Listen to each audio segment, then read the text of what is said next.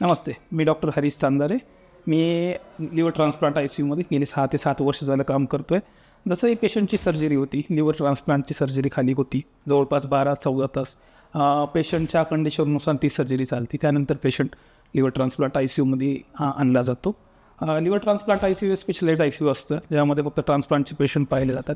Transplant झाल्यानंतर पेशंटची काळजी कशी घेणे, इन्फेक्शन न होऊन देणे, पेशंटला अँटीबायोटिक, IV फ्लूइड कसं करणे, ते एक प्रत्येक मिनिट त्यासाठी महत्त्वाचा असतो.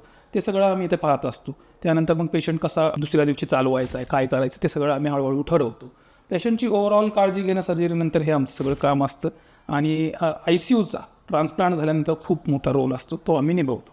ट्रान्सप्लांट झाल्याच्या नंतर पेशंट आपल्या इकडे ICUमध्ये येतो, तो विदाऊट व्हेंटिलेटर, विथ व्हेंटिलेटर असतो. व्हेंटिलेटर कसा कमी करायचा, व्हेंटिलेटर काढला असेल तर मग त्याला तोंडाने कसं द्यायचं, पाणी कसं द्यायचं, त्याला भरपूर लाईन्स असतात. म्हणजे इंजेक्शन सलाईन देण्यासाठी पोटामध्ये पाईप असतात.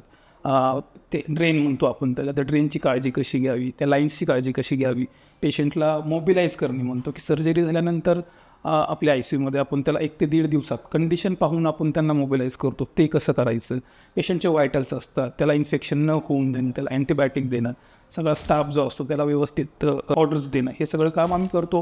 ब्लडच्या तपासण्या पाठवणे टाईम टू टाईम, 12 तासांनी, 6 तासांनी, 2 तासांनी, हे सगळं मॉनिटर करायचं काम आम्ही करतो. हे ट्रान्सप्लांटनंतर मेन म्हणजे सांगणं असं की ICUचा खूप मोठा रोल असतो. बहुधा पेशंट खूप सारे पेशंट असे असतात की ICUमधूनच ते डिस्चार्ज होतात.